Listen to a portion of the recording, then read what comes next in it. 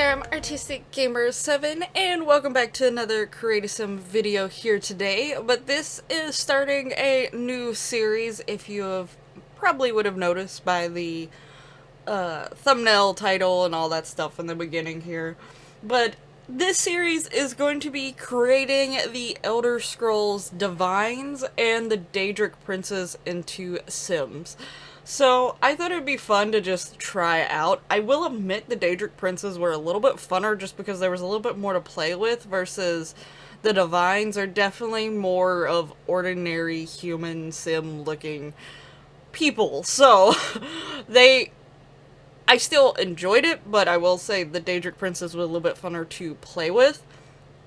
Now, I will say when it comes to the Daedric Princes, some of them could look a little bit on the, iffy side of evilish, or I guess you could even say, demonic in a way, but they are in some ways, but this is a video game that's based off of Elder Scrolls lore and things like that, so the Divines are like their gods versus the Daedric Princes are more of what they would look as in a negative way for some. Now when it comes to some people, like the Khajiit and the Dunmer, which are the Dark Elves, and things like that, they actually look at the Daedric Princes, or at least some of them, as good people. And actually some of the Daedric Princes actually aren't that bad. But it is a warning that if you don't like that, be a little wary on the Daedric Princes mainly. There's certain ones that definitely look a little compared to the other ones, but I was going off of what pictures I could find of them and how they are also described. And honestly, most of them, for the most part, are fine. The three big ones that I would say maybe would be Hermes Mora. I think I'm saying that right. I'm probably going to mispronounce a lot of these names, just FYI. Mehrunes Dagon and Moloch Ball. So if you see those three pop up, potentially, maybe if you don't feel comfortable watching those, it's fine. To me, they don't bother me, but I know that they might bother some people just because they do look a little bit more on the demonish side. But they are some of the, well, except for Hermes Mora, that one's more of just knowledge, and it was not even remotely human looking, so the best I could come up with was what I had. But I do use a lot of the horns or dragon horns. Some of them look more dragon-like, some look more towards the other way. But anyway, so yeah, that's just a warning for this series. But today we are making Azura, which is a Daedric Prince, but she is one of the nicer Daedric Princes. And I know I'm saying princes, it's actually literally referred to as Daedric Princes, no matter whether they go by she or he. Partially because technically the Daedric Princes don't officially have a gender, if that makes sense. It's what they choose to represent themselves as and what they appear as. Some of them have a preference. So I actually did try to include as many females in the series because technically when you put all the Divines and the Daedric Princes together, there is overwhelmingly a lot more males. And if you all have ever watched any CreativeSim series on my channel, you know that I have more stuff for females, and in the long run, I get to be a little bit more crazy and creative with the females just because I do have more stuff. There's more CC made for females, and there's also more stuff from the game for females. So, in the long run, there's just more options for females. So, with the Daedric Princes, if one of them appeared as both male and female in the games in the past for Elder Scrolls, I leaned more towards female. But for the most part, most of them mainly appear as one or the other. Or, like, Hermes Mora is just a blob, basically. But anyway, so with Azura here, Azura is technically the Daedric Prince of dusk and dawn, so sort of like day and night, which is why I gave her two different eye colors, one to represent more of the, morning and dawn and all that stuff, and the other one to be a little bit darker to represent dusk and night and, all that stuff. Honestly, she turned out to be one of my more favorite ones, but I actually knew quite a bit about Azura, at least a little bit. I've actually only played Skyrim when it comes to the Elder Scroll games. Part of me really wants to try to go play Morrowind and Oblivion, or at least watch them. I know there's more than those two, but I'm pretty sure after those two they become, so old that I probably just would not have an interest in them, because I will admit, older games, it's partially the graphics, but partially just also how the controls and stuff work. I can't get into them as much once they get, like, to a certain point. So I don't know how interested I would be. I think there's, like, Daggerfall, and I feel like there's another one before that.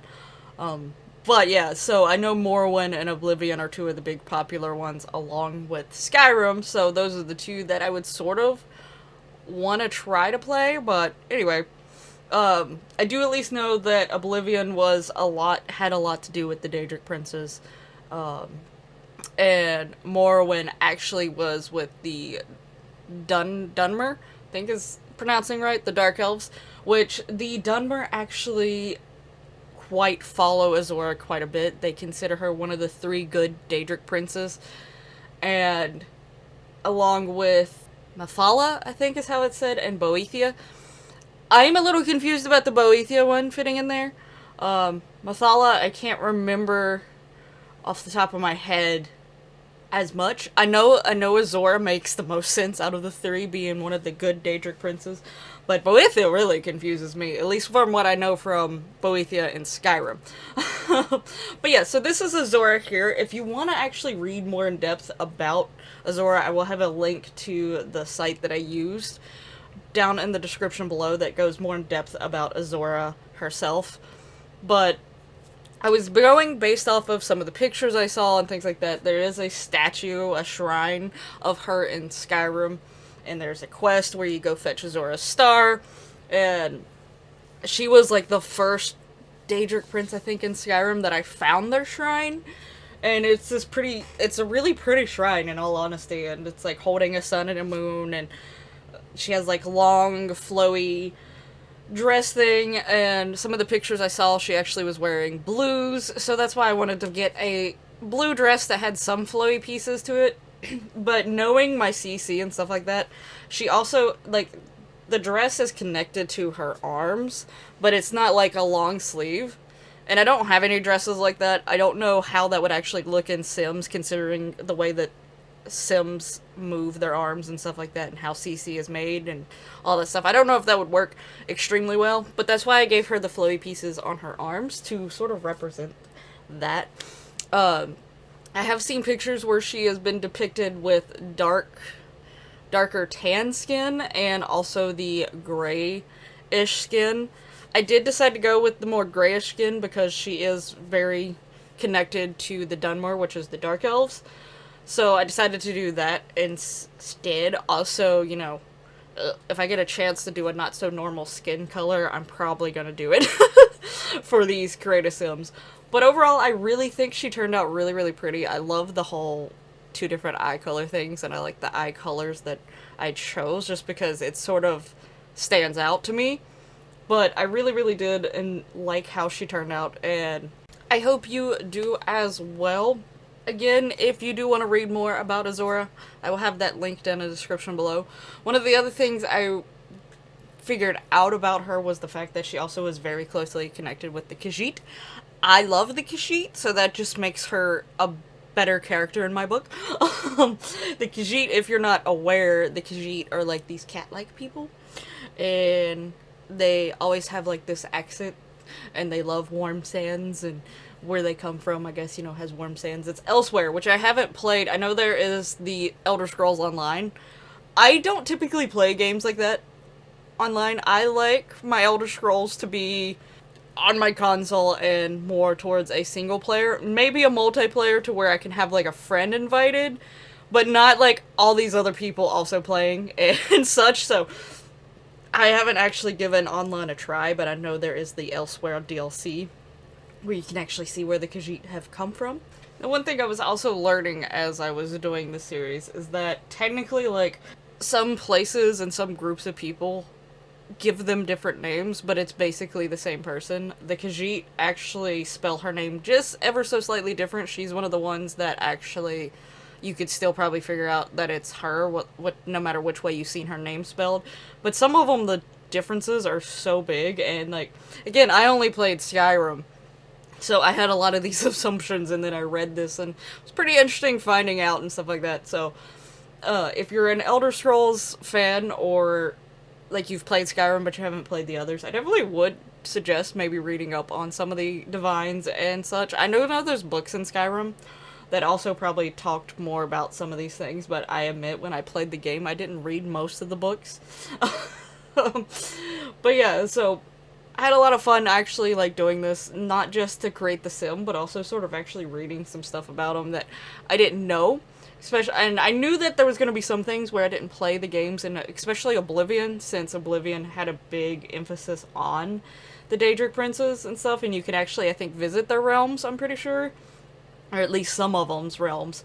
So, and realms for them is like their place where they stay and live for the most part. They're usually not on the regular, I think a lot of times it's called like a material plane. So, they're not on the regular one with everyone else, usually. So they have like their own realm and world, and they have it look like, I think hers looks like it's an eternal Twilight, which I like Twilight Princess, so if it's anything remotely like the Twilight realm, I would also fit in there. But yeah, so it probably doesn't look the same. Let's be real honest here. But yeah, so it definitely was a lot of fun doing the series. I hope you're looking forward to the series and such.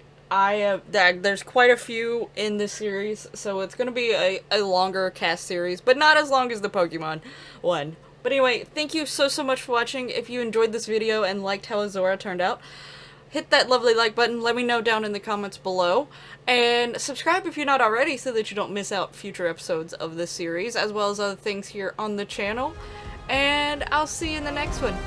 Bye bye!